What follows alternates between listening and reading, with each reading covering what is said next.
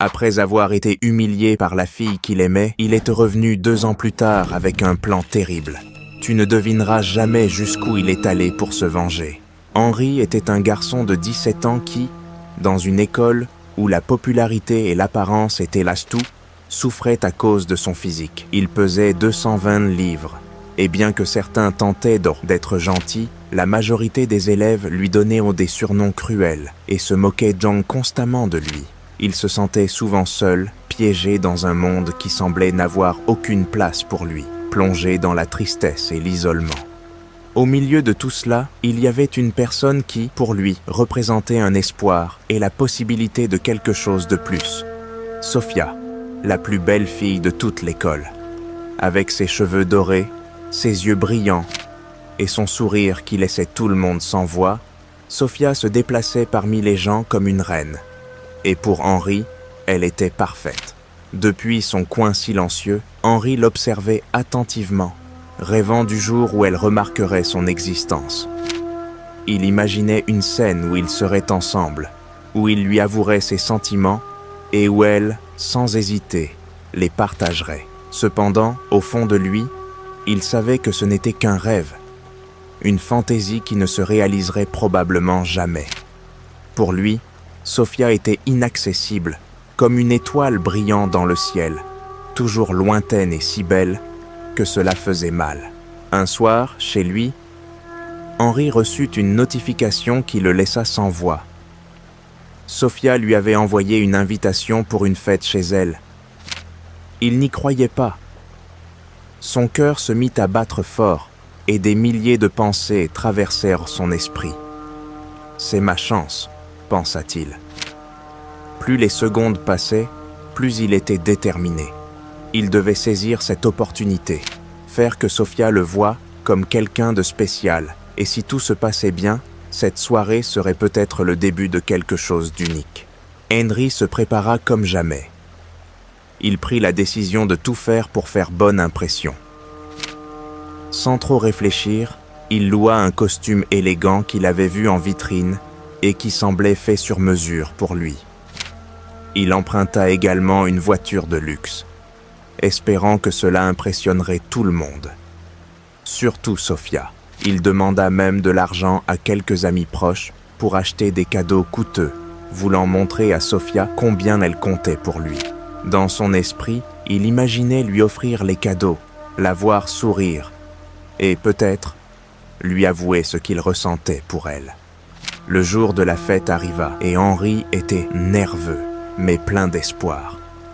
Il se regarda dans le miroir une dernière fois avant de partir, s'assurant que tout était parfait. La nuit était fraîche et l'air semblait chargé d'excitation. Il conduisit la voiture de luxe jusqu'à la maison de Sophia, sentant son cœur battre à toute vitesse.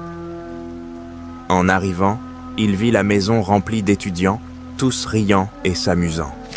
Quand il entra, il sourit timidement, se sentant un peu mal à l'aise mais déterminé à ne rien laisser gâcher sa soirée. Puis, le moment arriva enfin.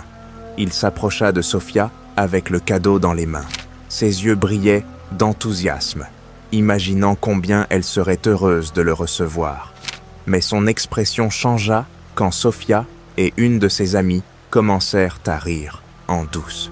Une terrible gêne l'envahit et un nœud d'insécurité se forma dans son ventre. Sophia se leva, attirant l'attention de tout le monde dans la pièce, et Henri ressentit un mélange d'excitation et de peur. Il pensa qu'elle allait peut-être dire quelque chose de gentil à son sujet, le remercier pour les cadeaux. Mais à la place, Sophia le regarda avec un sourire glacial, et ses mots tombèrent sur lui comme une douche froide. « Tout était un pari », dit-elle avec un sourire cruel. Je voulais voir si je pouvais sortir avec le garçon le plus laid de l'école. À ce moment, le cœur de Henri se brisa en 1000 morceaux. Tout le monde éclata de rire. Les regards moqueurs et les rires semblaient l'entourer, l'écrasant de plus en plus. Il ne pouvait pas bouger, ses jambes étaient paralysées et il sentait que la honte le consumait. Il ne pouvait pas croire ce qui se passait.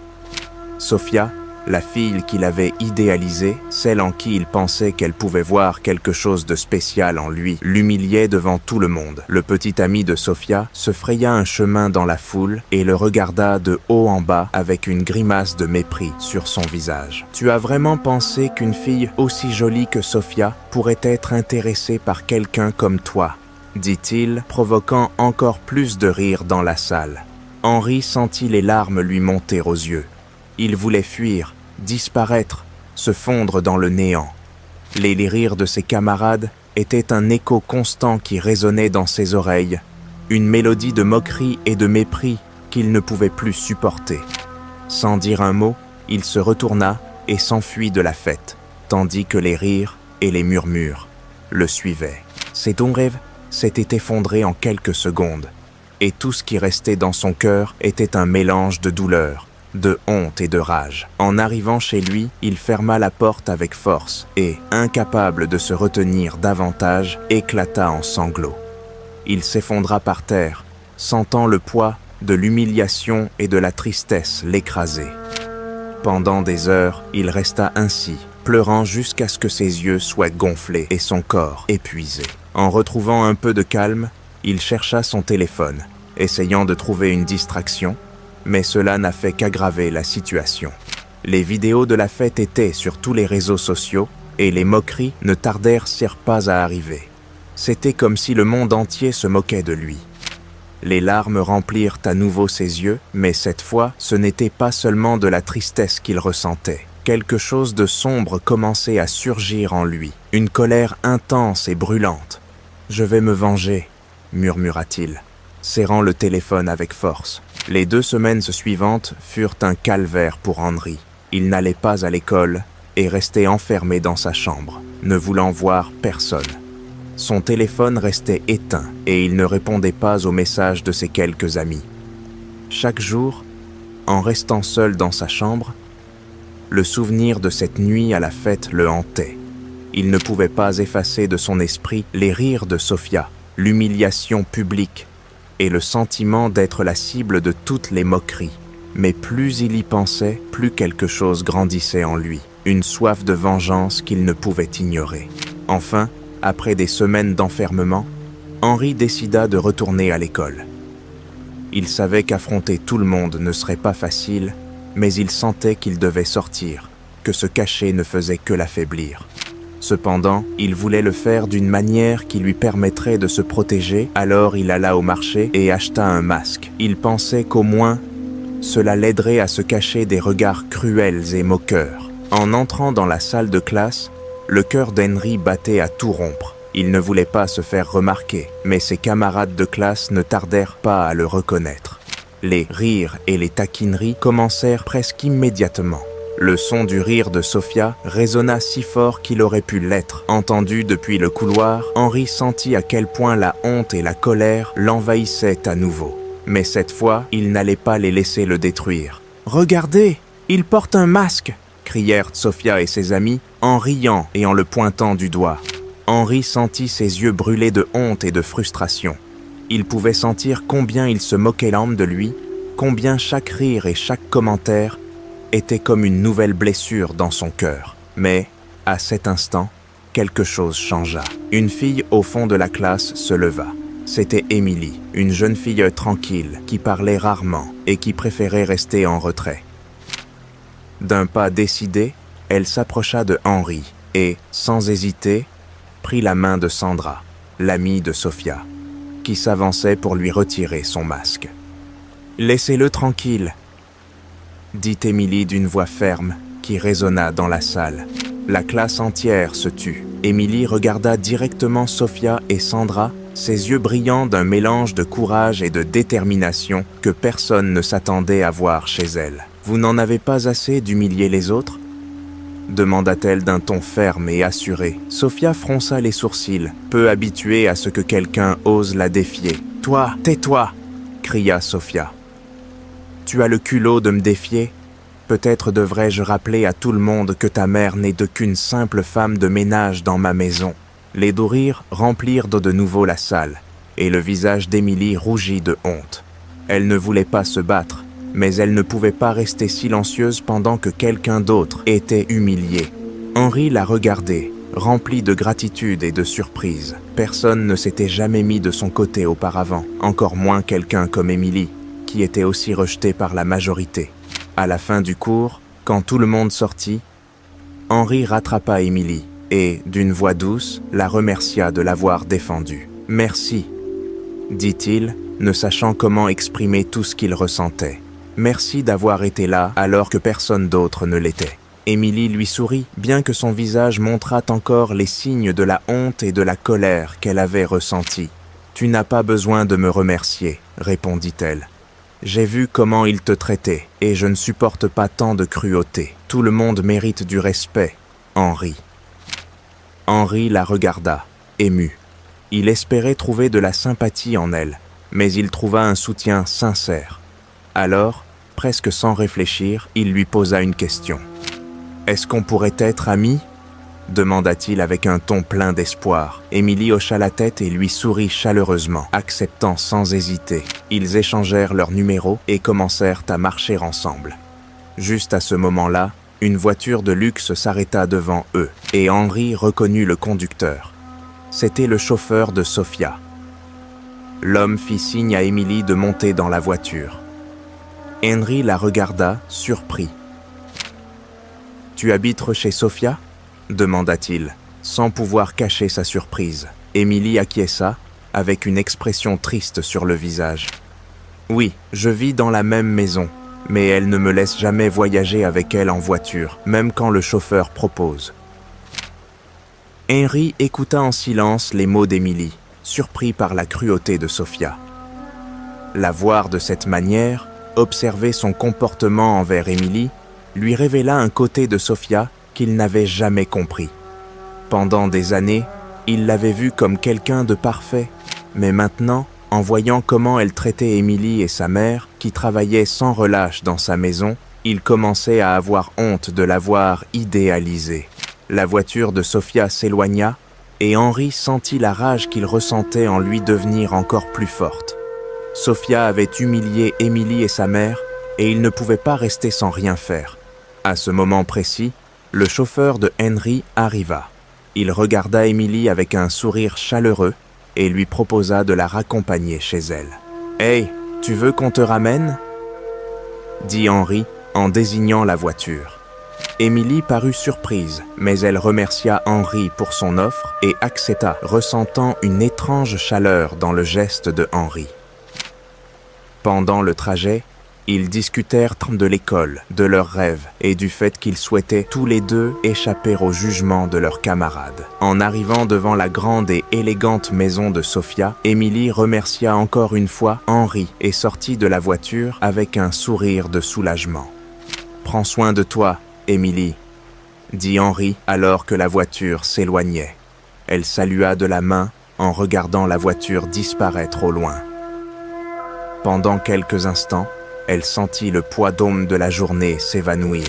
Cependant, en entrant dans la maison, toute cette paix disparut d'un coup.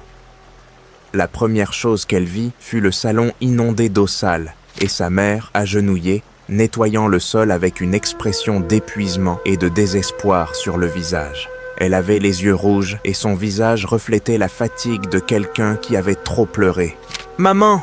s'exclama Émilie en courant vers elle. Qu'est-ce qui s'est passé? Pourquoi tout est inondé? Sa mère leva les yeux, et Émilie vit des larmes couler sur son visage. Elle tenta de s'essuyer les joues, mais sa voix tremblait de fatigue et de tristesse. « C'était Sofia », murmura-t-elle. Elle est rentrée il y a quelques minutes et a commencé à verser de l'eau partout. J'ai essayé de l'arrêter, mais elle ne faisait que m'insulter, me traitant de pauvre femme de ménage et d'autres choses horribles. Le cœur d'Émilie était rempli de colère. Elle savait exactement pourquoi Sofia avait fait cela. Elle voulait la punir pour avoir osé la confronter devant tout le monde. Sofia avait décidé d'humilier sa mère en représailles pour lui montrer qui avait le pouvoir. Émilie serra les poings, sentant la colère l'envahir. « Je vais lui parler, » dit-il en se levant.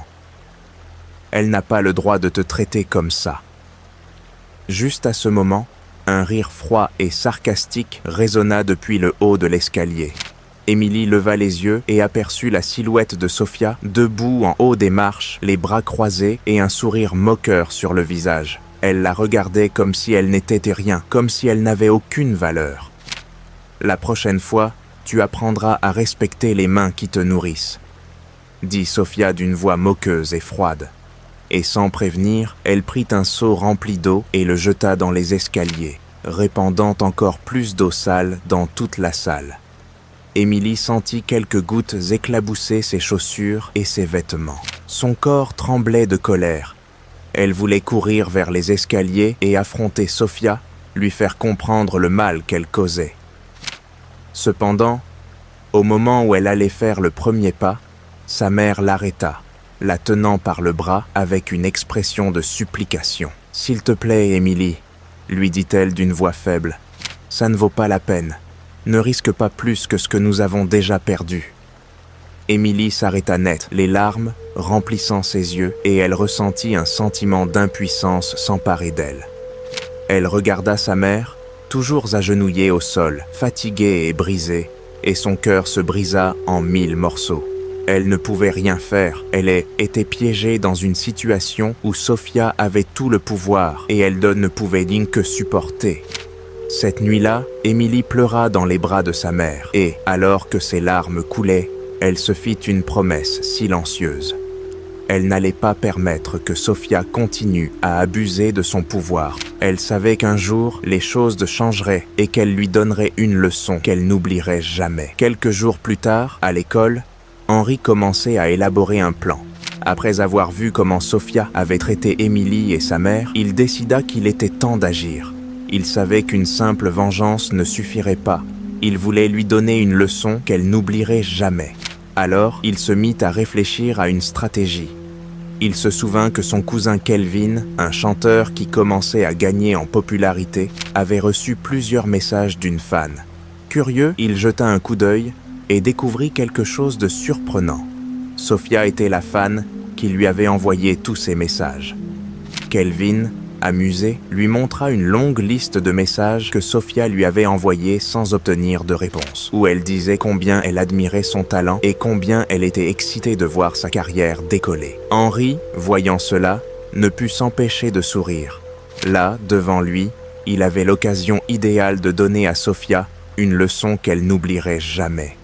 Regardant Kelvin, il lui demanda une faveur spéciale. Il lui expliqua le plan qu'il avait en tête, et Kelvin, avec un sourire complice, accepta. Dès ce jour, Henri commença à se faire passer pour Kelvin, répondant aux messages de Sophia et feignant de s'intéresser à elle. Au fil des jours, Henri remarqua que Sophia devenait de plus en plus excitée et impatiente de recevoir des nouvelles de Kelvin. Profitant de l'occasion, Henri lui demanda si elle aimerait l'accompagner au bal de fin d'année, qui avait lieu dans quelques semaines. Sophia, ravie, répondit immédiatement oui. Dans son esprit, elle se voyait déjà arriver au bal, au bras d'un chanteur célèbre, provoquant l'envie de tous ses camarades. Ce qu'elle ignorait, c'est que Henri avait d'autres projets en tête. Au cours des semaines suivantes, Sophia fit tout son possible pour se préparer pour le bal. Elle dépensa une somme considérable pour acheter la robe la plus élégante qu'elle put trouver, loua une voiture de luxe et planifia chaque détail de son entrée triomphale. Elle s'était persuadée que, ce soir-là, elle serait le centre de toutes les attentions et que tout le monde parlerait de son incroyable cavalier. Finalement, le soir du bal est arrivé et l'ambiance à l'école était pleine d'excitation. Les étudiants arrivaient un par un, habillés de leurs plus beaux habits, et la musique remplissait l'air. Sophia, impatiente, attendait l'arrivée de Kelvin, vérifiant constamment son téléphone, inquiète qu'il ne soit pas encore là. Puis, finalement, elle reçut un message. « Je suis là ». Avec un sourire radieux, Sophia sortit de la salle et se dirigea vers l'entrée principale. Cependant, lorsqu'elle aperçut son cavalier, son sourire disparut en un instant. Devant elle se trouvait un homme plus âgé, habillé de vêtements sales et avec une barbe négligée. Sophia, horrifié, comprit que cet homme n'était pas Kelvin. L'homme qui avait été engagé par Henri s'approcha de Sophia et avec un sourire moqueur, lui dit d'une voix forte « Tu es prête pour le bal, ma chérie ?» La réaction des étudiants fut immédiate. La salle se remplit de rires et de murmures, et tous les regards étaient tournés vers Sophia. Elle n'en croyait pas ses yeux, elle se sentait humiliée, ridiculisée, complètement exposée. Elle regarda autour d'elle, cherchant une issue, mais les regards de ses camarades semblaient l'enfermer, comme s'il n'y avait aucune échappatoire. Incapable de supporter la honte, Sophia s'enfuit de la salle en courant, les larmes aux yeux et le cœur brisé. Elle courut jusqu'à la voiture qu'elle avait louée et, dans sa précipitation, monta sans même regarder autour d'elle.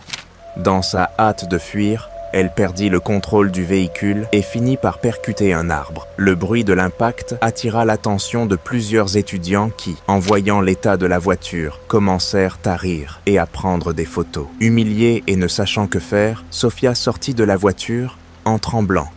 Elle était tellement honteuse qu'elle pouvait à peine réfléchir. Tout ce qu'elle voulait, c'était disparaître, s'éloigner de l'école et de tous ceux qui avaient assisté à sa chute. En rentrant chez elle cette nuit-là, ses parents l'attendaient déjà. Ils avaient été informés de ce qui s'était passé, et après tout ce qu'ils avaient supporté, ils avaient mieux pris une décision ferme. « Nous ne pouvons plus supporter ça, Sophia, » dit son père d'une voix ferme. « Nous t'avons tout donné, mais tu ne nous apportes que des problèmes. Il est temps que tu assumes la responsabilité de tes actions. À partir de maintenant, tu vivras chez ta grand-mère, à la campagne. » Les paroles de son père résonnèrent dans son esprit comme une sentence. Sophia, qui avait toujours eu tout ce qu'elle désire, sentit son monde s'écrouler. Ses parents, ceux qui l'avaient toujours soutenue, la rejetaient bien de maintenant. Les larmes commencèrent à couler sur ses joues alors qu'elle essayait de comprendre ce qui venait de se passer. Humiliée et brisée, Sophia fit ses valises et partit dès le lendemain pour la maison de sa grand-mère. Pendant le trajet, elle ne cessait de penser à tout ce qu'elle avait perdu. Son orgueil, sa popularité et, plus importante encore, respect de son entourage. Elle savait qu'elle avait commis des erreurs, qu'elle avait laissé la vanité et le mépris l'aveugler, et maintenant elle en payait le prix. Dans son esprit, les souvenirs de ses actes la tourmentaient, chaque mot cruel, chaque geste méprisant, chaque fois qu'elle avait fait se sentir petit quelqu'un, qu'elle s'était laissée aveugler par la vanité et le mépris, et maintenant elle en payait le prix. La douleur de l'humiliation, la honte et le regret allent l'accompagner pendant longtemps, lui rappelant que les mauvaises actions finissent toujours par se payer très cher. De leur côté, Henri et Émilie continuèrent leur vie, unis par une amitié née au milieu de l'adversité. Tous deux comprirent que bien qu'ils aient souffert, cette expérience les avait rendus plus forts et leur avait appris à valoriser ce qui comptait vraiment.